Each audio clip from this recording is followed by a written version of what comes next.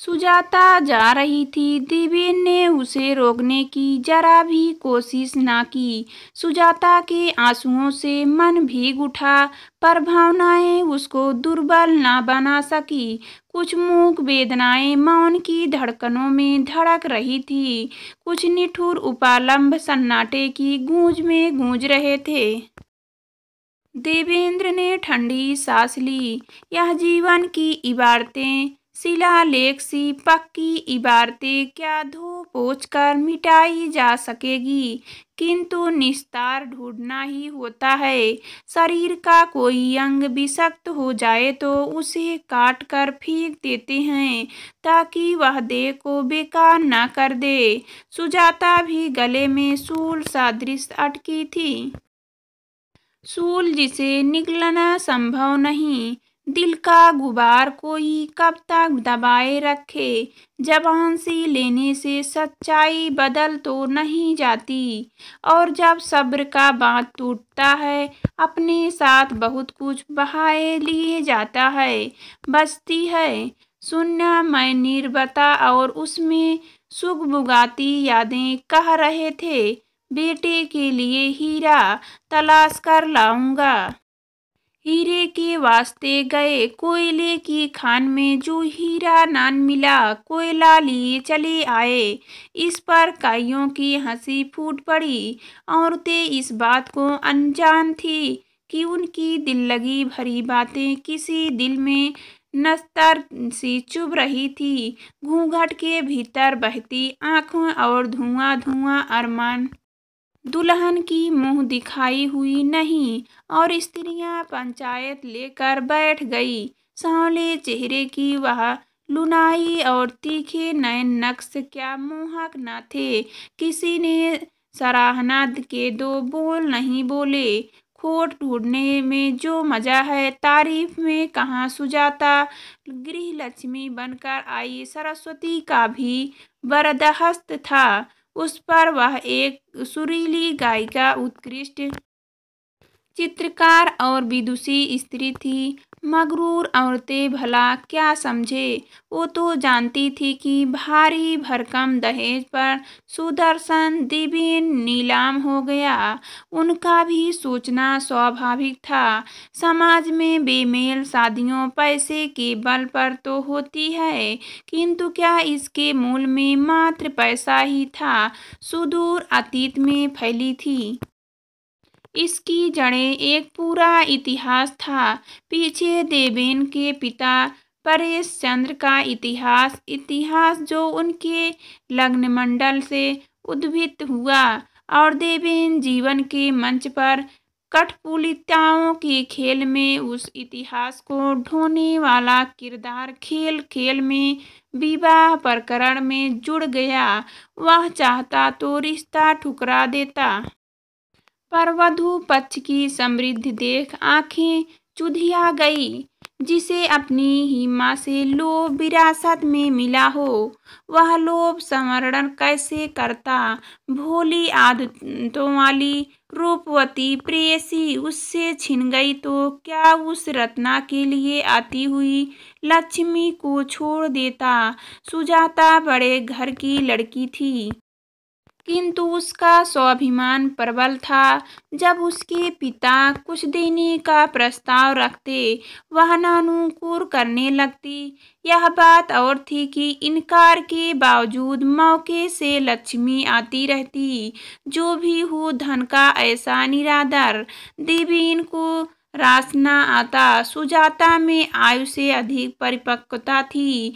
पति के हल्के फुल्के मजाक भी उसे विचित्र लगते। उनकी किशोरों जैसी हरकतें, पैसों उड़ाना, दोस्तों के साथ दारू महफिलें सजाना उस पर नागवार गुजरता। वह विनम्रता किंतु दृढ़ता से उसका विरोध करती। धीरे धीरे पत्नी देवेन की आंखों में चुभने लगी। वह मन से बूढ़ी महसूस स्त्री, पैसे वाले घर से आई, फिर भी ऐसा नहीं करने देती। देवेन अक्सर रत्ना के ख्याल में गुम रहता और परेश बीते हुए पलों में अतीत का वह फ्लैशबैक जब सुमुखी के साथ फेरे लेते हुए उनका स्वर्ग पुलक उठा। जागती आंखें में सतरंगी सपने, सौभाग्य कोपले हृदय में बांध्या भूमि से उमंग तृक एक पल ही मायावी रोमांच से सराबोर। विवाह के कुछ दिनों बाद तक उनके पैर जमीन पर ना थे। ऐसी सुंदरी पत्नी बिरलों को ही मिलती है। वह अनंत सौंदर्य उनकी प्रतिष्ठा को दमका रहा था। औरों को जलाकर हर स्वप्न का अंत होता है, किंतु वह स्वप्न का अंत तो कल्पनातीत था। एक दिन दोनों लान में बैठे थे। सूर्य अस्ताचल को बढ़ चला और वह साँझ की सुनहरी परछाइयों में खो से गए। सुमुखी उनके लिए चाय बनाने लगी। चाय का प्याला बढ़ाते हुए बोली, यह क्या आपने अब तक मुंह दिखाई का सागुन नहीं दिया? मुंह दिखाई हुए ना समझ बच्चे जैसा भ्रमित थे। अर्धपूर्ण दृश्य से वार करते हुए पत्नी ने कहा, पहली रात मुंह देखकर एक छोटी अंगूठी में ही निपटा दिया आपने। बस इतनी अहमियत है मेरी यह रहकर हो सुमी। अरे हमारा तो जन्म जन्म का साथ है। हमारा दिल हमारी जान सब आप पर कुर्बान। परेश ने बात संभालनी चाहिए, लेकिन सुमु नहीं मानी। उन्होंने मुंह बिचकाया और पैर पटकती हुई भीतर चली गई। कूप भवन में जाने का यह पहला कारण नहीं था। सुमुखी अक्सर ऐसे बहाने ढूंढ लेती जब घर में शुभ कार्य होता, मायके और ससुराल के रिश्तेदार इकट्ठे होते। को भवन में जा बैठती, पति को सताकर उंगलियों पे नचाकर हिंसक सुख की अनुभूति होती थी। अपनी सुंदरता के गुमान में ससुराल पक्ष का निरादर करना उसके स्वभाव में था। वही नैहर वालों का स्वागत होता। परेश से छुपाकर उन्हें उपहार दिए जाते। गरीब घर की वह लड़की ऐश्वर्य और सुविधाएं देख बैरा गई थी। सारी सत्ता, सारा ऐशो आराम मुट्ठी में लेकर लेना चाहती थी। परेश चंद्र जानकर ऐसी बहू लाए थे जो सुमुखी से 180 डिग्री उलट थी। गंभीर मिजाज औरत, रंग रूप और सामर्थ्य घर की उच्च शिक्षित लड़की। वह न रूप पर इतरा सकती थी और न उसकी सोच ही दरिद्र थी। सास जैसे दुर्गुण उसमें नहीं थी। सुमुखी जब तक जिंदा रही पति को प्रताड़ित करती रही। उसका त्रियाहट परेश को घर से, परिवार और बच्चों के सुख से दूर करता गया। उन्होंने अपना कार्यक्षेत्र बदलकर ऐसा कर लिया जहां आए दिन टूर पर जाना होता। सुमुखी से भागकर वे नित नई रमणियों का साहचर्य तलाशते। भटकाव की आधी सुरंग में वे खुद अपना पता भूल चले। पति पत्नी के बीच मतभेद बढ़ते ही रहे। बेटी बहू के विवाह को लेकर दोनों में खूब घमासान हुआ। बहके देती हूँ, तुम्हारे दोस्त आके बेटे को दामाद नहीं बनने दूंगी। दोस्त के साथ मिलकर दबंगई करोगे, अंजाम बुरा होगा। देख लेना। सुमुखी अपने साम्राज्य में सेध लगते देख ना सकी। परेश भी रोज के नाटक से तंग आ चुके थे। उन्होंने तुरंत पलटवार किया, क्या कर लोगी तुम बताओ? दुस्साहसी पत्नी ने मुड्रेट से कूदने से धमकी दी। अपने कदम भी वही ले गई। परेश के लिए नौटंकी नहीं थी, सो अनदेखा कर दिया, किंतु दैवयोग से इस बार उसके पैर फिसल गए और वह तीसरी मंजिल से नीचे गिर पड़ी। भेड़िया आया वाली दंत कथा का यह अलग ही रूप था। दुनिया उसकी गंभीर भरी चुप्पी देखकर सोचती कि वे सुमुखी का शोक मना रहे थे। पर इसके विपरीत वह स्वयं को हल्का महसूस करते। जिद्दी सन की औरतों से पीछा जो छूटा था। देवेन की बात दूसरी थी। वह माँ का अभाव महसूस करता। उन्होंने उसे लाड से पाला था, उसकी हर इच्छा पूरी की, सर आंखों पर बिठाकर रखा। वह अम्मा की सनक से परेशान जरूर रहता, किंतु उनका प्यार उसके लिए अनमोल था। माँ का वह दिव्य रूप रंग ऊपर वालों ने उन्हें फुर्सत से बनाया होगा। वह भी सुंदर दुल्हन चाहता है, ऐसी कन्या जो अम्मा जैसी आकर्षक हो पर उनसे हठी ना हो, भोली और बुद्धि लड़की जिसके पास लड़ने की बुद्धि तक ना हो, जो बिना शर्त उसकी हर बात माने, उसे सबसे ऊंचा दर्जा दे। दुर्भाग्य से सुजाता उन मानदंडों पर खरी नहीं उतरी। वह माँ का लाडला, उसके अंदर का बच्चा जब भी सर उठाता सुजाता उसे टोक देती।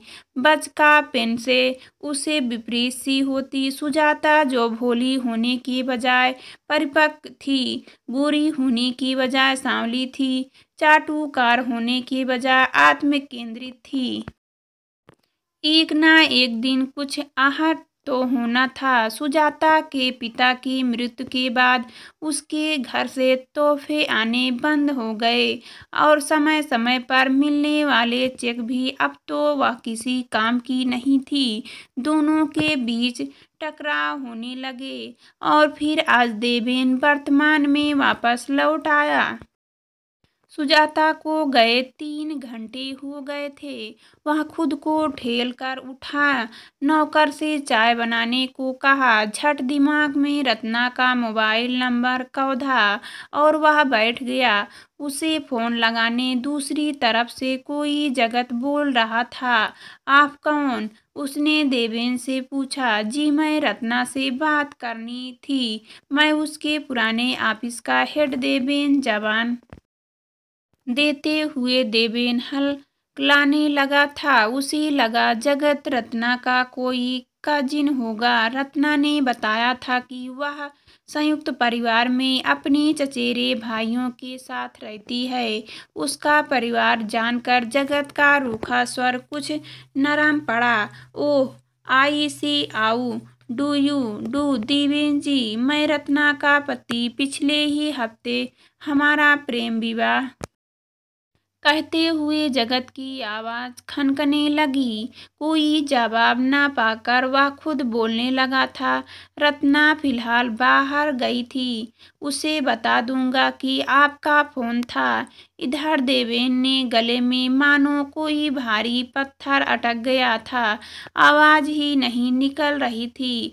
मुश्किल से बोला, थैंक्स कल यू लेटर। रत्ना और उसका भोलापन। देवेन की शादी को महज 5 महीने ही बीते थे, इतनी जल्दी दूसरा प्रेमी कर लिया। उससे ही पहले वह अपने पुराने मंगेतर रमेश ने प्रेम में थी, बिल्कुल मजबूरन। आखिर माँ बाप यही तो चाहते थे। फिर ना जाने क्यों रमेश से संबंध तोड़ दिया। मानो प्रेम ना हुआ, फुलबाल हो गई। कहीं इस पाले में कभी उस पाले में बुरी तरह मोह भंग होने के बाद देवेन का सर फटा जा रहा था। चाय हलक से नीचे नहीं जा रही थी। दिन भर में उसने कुछ खाया तक नहीं। विचित्र मन स्थिति में 4-5 दिन गुजरे। फिर पिताजी का संदेश आया, तुम्हारे पास रहा हूँ, हफ्ते भर रहूँगा, बहू को पता देने, हो सके तो छुट्टी ले लेना। देवेन मुश्किल में पड़ गया। परेश चंद्र रिटायरमेंट के बाद पहली बार यहाँ आए थे। आश्रम जाने के पहले उन दोनों से मिलना चाहते थे, विशेष तौर पर अपनी प्यारी पुत्र वधू को आशीर्वाद देना चाहते थे। गुरुजी से शिक्षा लेने के बाद मोह माया के बंधन टूट ही जाने थे। बेटा बेटी से दूर, बहुत दूर चले जाना था, वो ये चाहते थे। कि अपनी चल अचल संपत्ति दोनों संतानों में बांट दे ताकि सांसारिक कर्तव्यों से मुक्त हो सके। ऐसे में यदि सुजाता उन्हें ना मिली तो देवेन का क्या हश्र होगा, कल्पना तक से परे था। अब तो एक ही चारा था, पत्नी को कुछ दिनों के लिए बुला लिया जाए। सुजाता का आत्मसम्मान इस बात की अनुमति तो नहीं देता, किंतु अपने प्रिय ससुर जी के खातिर शायद मान ही जाए। जैसे तैसे उसने खुद को तैयार किया। ससुराल जाने के लिए रास्ता 8 घंटों का था। कार ड्राइविंग करते हुए खासी थकान हो गई थी। भूख प्यास में हाल बेहाल हो रहा था। मन करता था कि जल्दी से कुछ खा पी कर बिस्तर में पड़ रहे, लेकिन जिन परिस्थितियों में वह पत्नी के घर जा रहा था, संभवतः वहां उससे कोई बात तक न करे। उधर बंगले के भीमकाय गेट पर रामू काका दिखे। वह सुजाता के यहाँ बरसों से मालीगिरी कर रहे थे। उसे देखते ही फुसफुसाए, जमाई राजा, आप हियाँ बिटिया नहीं मिलेगी, आप तो भीतर जाओ। सुजाता यहाँ नहीं है तो कहाँ है? विस्मय से देवेन की आंखें चौड़ी हो गई। अबे कछु पर पूछो नहीं, आप बस हमारे साथ चलो। बंगले के पिछवाड़े पर एक पुरानी बस्ती थी। टूटे फूटे मकान तक गलियां, उखड़े प्लास्टर वाली बांगड़ी, वहां रामू काका की कुटिया भी थी। बरामदे में एक चार्जर बेचकर भावहीन संबंधहीन सी कोई स्त्री बैठी थी। उसे देखते ही देवेन के मुंह से चीख सी निकल गई। सुजाता! पति की आवाज़ सुनकर सुजाता बेहतर चौंक पड़ी और फुर्ती से भीतर चली गई।